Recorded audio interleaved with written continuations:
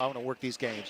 Just unbelievable. Wow. The inspiration. I was choked up in the tears the first 4 or 5 days.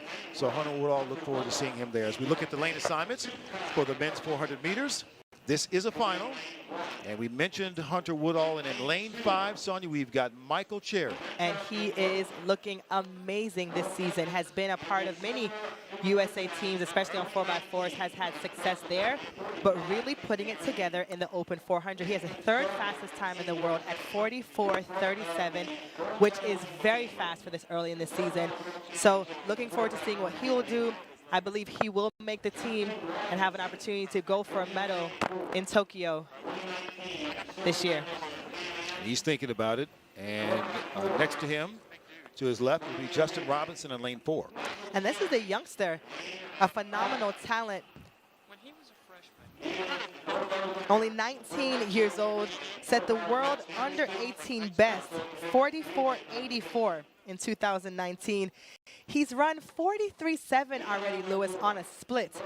We got to keep our eyes on this young man. There's lots of talent in the men's 400, but in order to keep that depth and that pool that Team USA always has, you need youngsters like Justin Robinson coming up running so well. So this is great for him, great competition, and he wants to make the team. He wants to be in Tokyo. And he'll have his opportunity. And these races tonight are so important, so valuable to the accent to training to actually get out here and race in competition that matters. Just a few days away from the actual track and field trials, and we're looking out there in lane 9. That's Chidi Oziki of Nigeria, getting his thoughts together. The world and U.S. lead so far this year is held by Michael Norman. He ran 44:27. That was in Doha this past weekend. Yeah, and this is Dion Lindor of Trinidad and Tobago. He's run 45:05 already this year, has lots of experience. He was in London in 2017, Beijing in 2015, has had success on the relays. Team Trinidad always runs really well on the 4x4 and gives Team USA a challenge. He's a 3-time national champion at this event.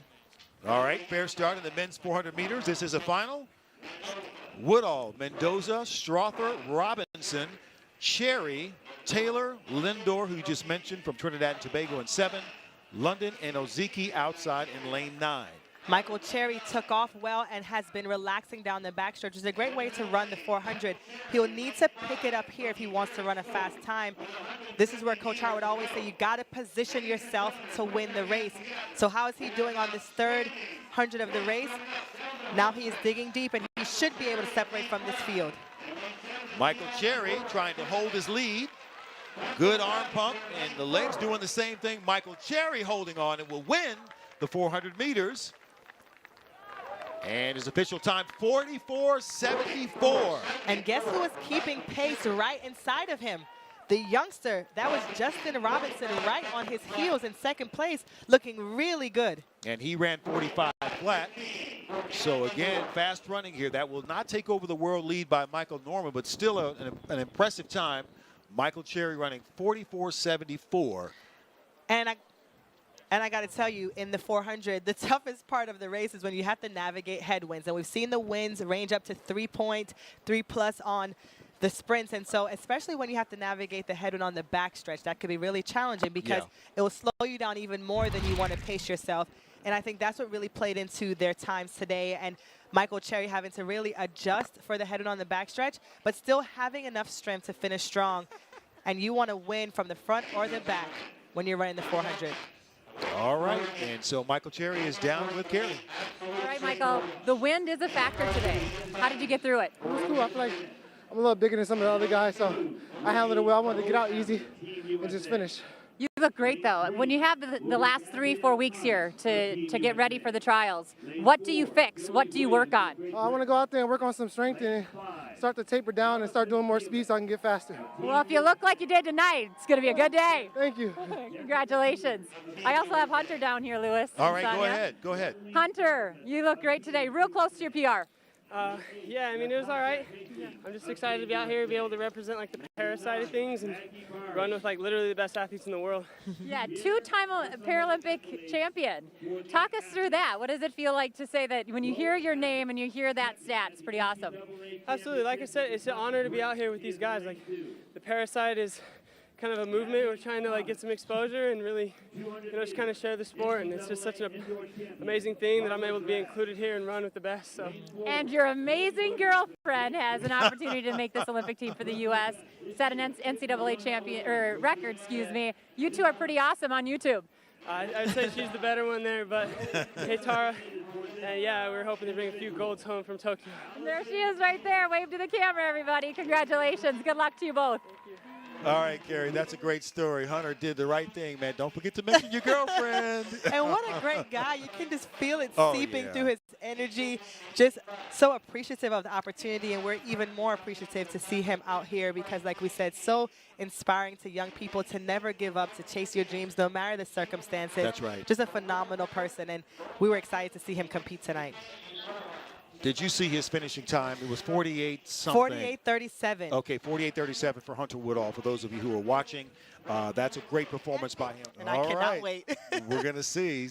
So we're getting ready now for the women's 400-meter dash, the Agoji women's 400. This is a final, and we have got royalty in this race for sure. And right there in lane 5, the one and only Allison Felix. Too many medals for us to list. 9-time Olympic champion, 9-time Olympic medals, 6 of them gold. 17 times a world champion, 12 of them gold. 11-time a U.S. champion. She's a mom now and back on the track, hoping to make her 5th Olympic team. And she looks poised and ready to do it.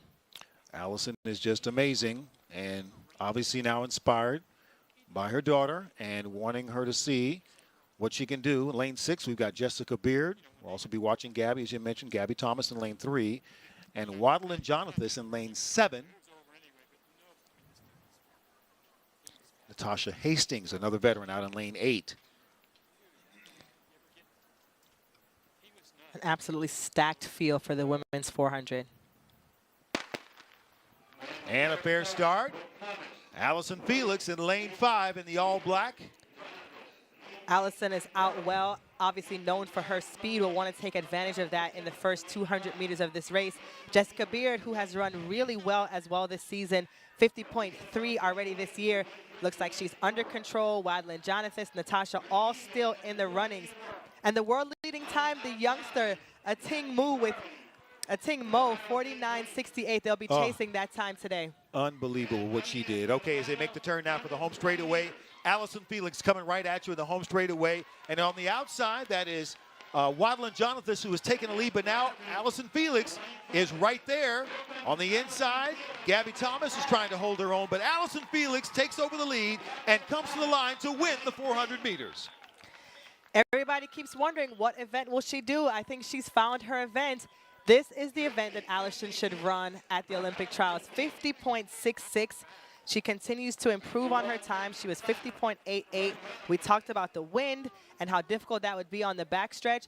And she looked really strong coming home, Lewis. When it looked like she was fading a bit, she found another gear, which is not easy to do in the final phase of the 400. So excellent running for Allison Felix out here tonight in the 400 against a great field. Really, really, really great running. So here's the race from the start. Allison Felix out really well. What you want to do in the women's 400 is get out for the first 50 and find a good pace and a rhythm, and that's what Allison did here. You see her catching Jessica Beard, and then as she goes down the backstretch, she'll ease up a bit.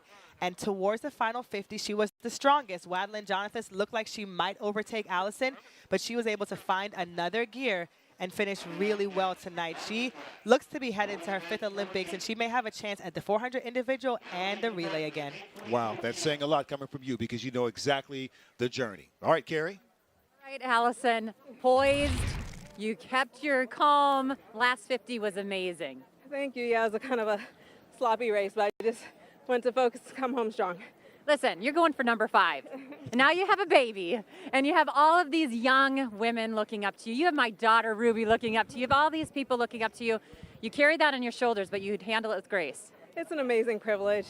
It's so much bigger than sport now. And, you know, it means so much to be that person that some little one is looking up to. Mm-hmm. Wow, we know you have pressure, but we are rooting for you, so good luck. Thank you so much. Congratulations. Thank you.